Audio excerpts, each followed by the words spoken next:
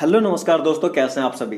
तो आप सबके जो बहुत सारे कमेंट मेरे पास आते रहते हैं आईपीएस के फिजिकल को लेकर के और मेडिकल को लेकर के, तो वो सारे डाउट आज के इस वीडियो में क्लियर होने वाला है। जैसे कई पूछते हैं आईपीएस की एलिजिबिलिटी क्राइटेरिया में, सर हाइट कितनी होनी चाहिए, सर हमारा जो है चेस्ट कितना होना चाहिए, आइज विजन कितनी होनी चाहिए, मतलब आपके आंखों की देखने की क्षमता, सर मेरा चश्मा लगा हुआ है, क्या मैं एलिजिबल हूँ या नहीं हूँ। या फिर कई बोलते हैं एजुकेशनल क्वालिफिकेशन क्या है, एज लिमिट कितनी होनी चाहिए एक आईपीएस ऑफिसर बनने के लिए, या फिर एक स्टूडेंट आईपीएस के लिए कितने एग्जाम दे सकता है, कितने नंबर ऑफ अटेम्प्ट दे सकता है एक आईपीएस ऑफिसर बनने के लिए। तो आज के इस पूरे वीडियो में इन्हीं सारे टॉपिकों को कवर करने वाले हैं और आपके माइंड में जितने भी डाउट्स हैं मोस्टली क्लियर हो जाएंगे इस वीडियो के अंत तक। तो बने रहिए लास्ट तक, देखिए पूरे वीडियो के, अगर आप भी आईपीएस ऑफिसर बनना चाहते हैं तो, क्योंकि इसमें आपको पूरी जानकारी दी जाएगी मेडिकल फिजिकल को लेकर के। ठीक है, तो चलिए ये स्टार्ट करते हैं इस वीडियो को। अगर वीडियो पसंद आए तो आप इसे लाइक जरूर करना, क्योंकि इस वीडियो को बनाने में बहुत ही मेहनत लगता है और बहुत ही काम करना पड़ता है इन वीडियोस के ऊपर। मतलब इंडियन पुलिस सर्विस, आप में से कईयों को पता होगा और कईयों को नहीं, कि जो आईपीएस ऑफिसर है वो इंडिया की तीसरी सबसे बड़ी पोस्ट है। ठीक है, और आईपीएस जो है इंडियन पुलिस सर्विस एग्जामिनेशन को हर साल सिविल सर्विस एग्जामिनेशन कंडक्ट करती है through union public service commission. इसके ऊपर मैंने ऑलरेडी एक वीडियो बना रखा है, तो इसके ऊपर मैं ज़्यादा बात नहीं करूंगा। इसके एग्जाम के ऊपर मैं इसके डिस्क्रिप्शन लिंक आपको दे दूंगा, आप वहां जाके इसके एग्जाम के बारे में पूरी जानकारी ले सकते हैं, एलिजिबिलिटी क्राइटेरिया के बारे में, क्योंकि किसी भी एग्जाम के लिए सबसे जरूरी है आपकी एलिजिबिलिटी क्राइटेरिया। तो इसमें पहली बात हम करेंगे हाइट के बारे में, कि एक आईपीएस ऑफिसर बनने के लिए आपकी मिनिमम हाइट कितनी होनी चाहिए। तो बॉयज़ के लिए जो है मिनिमम हाइट 165 सेंटीमीटर, और जो गर्ल्स हैं उनके लिए 150 सेंटीमीटर जो है आपका कंपलसरी है। इट मीन्स इतना तो आपका होना ही होना चाहिए, और ये है आपके जनरल कैटेगरी के लिए। अगर आप एससी एसटी, गोरखा, गढ़वाल, असम या नागालैंड से बिलोंग करते हैं तो आपके लिए यहाँ पे जो है टर्म्स ऑफ कंडीशन अलग है। यहाँ पे जो है आपको 5 सेंटीमीटर का छूट दिया जाता है।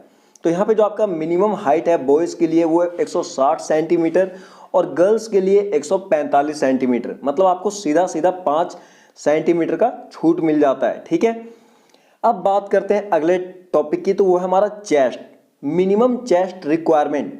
अगर आप बॉयज़ हैं तो आपका 84 सेंटीमीटर, और अगर आप गर्ल्स हैं तो आपका 79 सेंटीमीटर आपका जो चेस्ट होना जरूरी है। जनरली जो है आइज टेस्ट को लेके मेरे पास बहुत सारे कमेंट आते हैं, सर मेरे को चश्मा लगा हुआ है, मैं एलिजिबल हूँ या नहीं हूँ, मैं आईपीएस बन सकता हूँ या नहीं बन सकता हूँ। तो ये देखिए बिल्कुल क्लियर हो जाएगा। अगर आपको चश्मा लगा हुआ है तो आप आईपीएस एग्जाम दे सकते हैं, आप उसके लिए परमिटेड है, बट इसके लिए एक आपकी टर्म्स ऑफ कंडीशन है, वो इस तरीके से है। चलिए आइए इसको समझते हैं। सबसे पहले हम बात करते हैं डिस्टेंस विजन की, मतलब दूर देखने की क्षमता। दूर देखने की क्षमता, अगर आपने कभी आइज टेस्ट करवाया हो डॉक्टर के पास, आपने कभी आंखों की जांच करवाई हो, तो देखेंगे कि आप एक दूर आपके सामने एक नंबर प्लेट लगी रहती है जिसपे कुछ शब्द लिखे रहते हैं ABCD 1 2 3 4, है ना।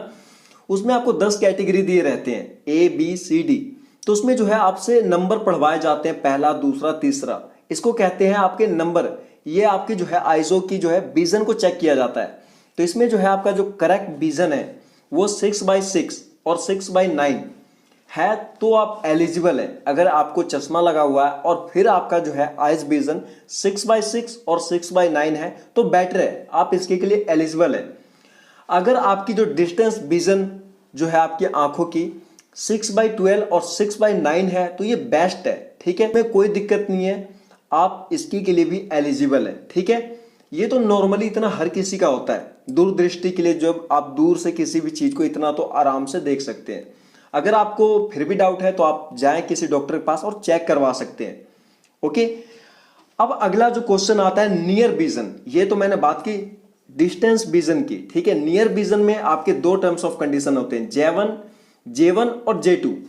J1 और J2 जो है आपकी जो है डॉक्टर आपकी जो है दूरबीन से आपके आंखों का जांच करता है कि आपके आंखों में नियर विजन कितना है, तो इसकी भी टेस्ट होती है आपकी। और नॉर्मली ये जो नियर विजन है बहुत ही कम प्रॉब्लम्स लोगों को होती हैं। ठीक है, दूर विजन की ज्यादातर प्रॉब्लम होता है। तो बाकी इस चीज की कोई इशू नहीं है, आप अगर इसकी इलाज करवाएंगे तो आजकल इसका बहुत ही आसानी से इलाज हो जाता है, तो आपको इसको लेकर के कोई भी प्रॉब्लम नहीं आने वाला है। और एक अगला जो कंडीशन है वो बहुत ही ज्यादा जरूरी है, वो है कलर विजन का। ये बहुत सारे स्टूडेंट को इस तरह की प्रॉब्लम आती है। But high grade colour vision आपकी आंखों की जांच होती है। इसमें क्या होता है, आपको कुछ डॉट्स दिए रहते हैं और उस डॉट के अंदर आपको कुछ नंबर लिखे रहते हैं। उन नंबर को आपको बताना होता है। जैसा कि आप सभी देख सकते हैं इस वीडियो के अंदर, ये इस तरीके के आपको नंबर दिए रहते हैं, कुछ वर्ड दिए रहते हैं, आपको उसे पहचानना होता है। इससे पता चलता है आपकी आंखों में कोई कलर विजन तो नहीं है। कई स्टूडेंट को ऐसे होता है जैसे ब्लू कलर नहीं दिखता प्रॉपर, जैसे मार्क जुगरबर्ग है फेसबुक के ओनर, उनको जो है कई कलर नहीं दिखते, ठीक है, उनको ज्यादातर जो है दिखता है वो ब्लू कलर, इसलिए उन्होंने फेसबुक का लोगो भी ब्लू रखा है। ओके, तो आपके आस पड़ोस में भी ऐसे बहुत सारे स्टूडेंट मिल जाएंगे जिनको कि कलर विजन होता है, ठीक है। अगला जो हमारा आता है नेशनलिटी, मतलब कौन कौन से लोग जो है आईपीएस के एग्जाम देने के लिए एलिजिबल हैं। देखिए, सबसे पहले आपको सिटीजन ऑफ इंडिया होना चाहिए। अगर आप नेपाल से हैं, भूटान या तिब्बत से हैं, तो उसकी टर्म्स ऑफ कंडीशन ये है कि आप सभी इंडिया में 1 जनवरी 1962 से रह रहे हो, ठीक है, परमानेंटली। ऐसा नहीं है कि आप वहां भी जा रहे हैं यहाँ भी जा रहे हैं। आप 1962 में से अगर आप इंडिया में रह रहे हैं तो आप इस एग्जाम के लिए एलिजिबल हैं, वरना आप इस एग्जाम को नहीं दे सकते। ओके, देन नेक्स्ट आता है हमारा एजुकेशनल क्वालिफिकेशन। एजुकेशनल क्वालिफिकेशन जो है आपका बैचलर डिग्री होनी चाहिए किसी भी रिकॉग्नाइज यूनिवर्सिटी से, जिसको कि भारत सरकार द्वारा मान्यता प्राप्त है, या फिर आपने अगर फॉरेनर से भी किया हुआ है बैचलर डिग्री, तब भी आप इस एग्जाम को दे सकते हैं। देन नेक्स्ट आता है हमारा एज लिमिट। जी हां, एज लिमिट बहुत ज्यादा जरूरी है इस एग्जाम के लिए। जो आपका मिनिमम एज लिमिट है वो है 21 ईयर, ठीक है, गर्ल्स एंड बॉयज दोनों के लिए इक्वल है यहाँ पे। और मैक्सिमम जो है जनरल कैटेगरी की मैं बात कर रहा हूं वो है आपका 32 ईयर, ठीक है, ओनली फॉर जनरल। अब बात करते हैं एससी बीसी, तो यहाँ पे जो है 5 साल की छूट मिलती है आपको। एससी बीसी या फिर आप जम्मू कश्मीर से हैं, डिफेंस सर्विस में पहले से जॉब कर रहे हैं, या फिर आप एक्स सर्विसमैन हैं, मिलिट्री सर्विसमैन, या फिर आप पहले से किसी गवर्नमेंट डिपार्टमेंट में काम कर रहे हो, ठीक है, तो आप सभी को जो है यहाँ पे 5 साल की छूट दिया जाता है। अगर आप ओबीसी कैंडिडेट हैं तो आपको यहाँ पे 3 साल की जो है छूट दिया जाएगा। और उसके बाद अगर आप ब्लाइंड है, हैंडीकैप पर्सन है, तो आपको यहाँ पे 10 ईयर का छूट दिया जाता है, ठीक है। उसके बाद जो एक इंपॉर्टेंट थिंग है हमारे पास, एक इंपॉर्टेंट क्वेश्चन है, वो है कि नंबर ऑफ अटेम्प्ट, एक स्टूडेंट कितने बार यूपीएससी एग्जाम को दे सकता है। तो जनरल कैटेगरी के जो स्टूडेंट हैं वो एक एग्जाम को 6 बार दे सकते हैं, ओनली फॉर 6 अटेम्प्ट आपको मिलेगा यहाँ पे। और आपकी एज लिमिट 32 ईयर होनी चाहिए, ठीक है, ज्यादा होता है तो आप नहीं दे पाएंगे।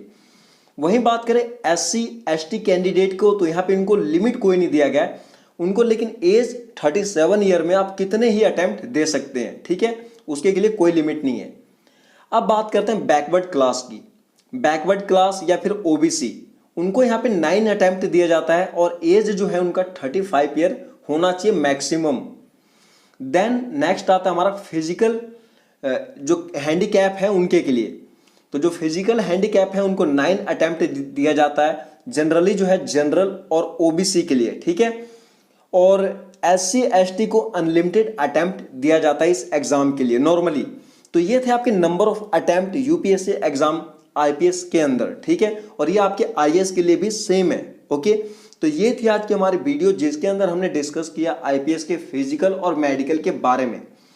तो आपको अगर वीडियो पसंद आई तो आप अपने दोस्तों के साथ शेयर कर सकते हैं और लाइक करना बिल्कुल ना भूलें। और अगर आपने अब तक हमारे इस चैनल को सब्सक्राइब नहीं किया है तो प्लीज़ आप हमारे इस चैनल को सब्सक्राइब कर लें, क्योंकि आगे आने वाली वीडियो आपको मिल सके।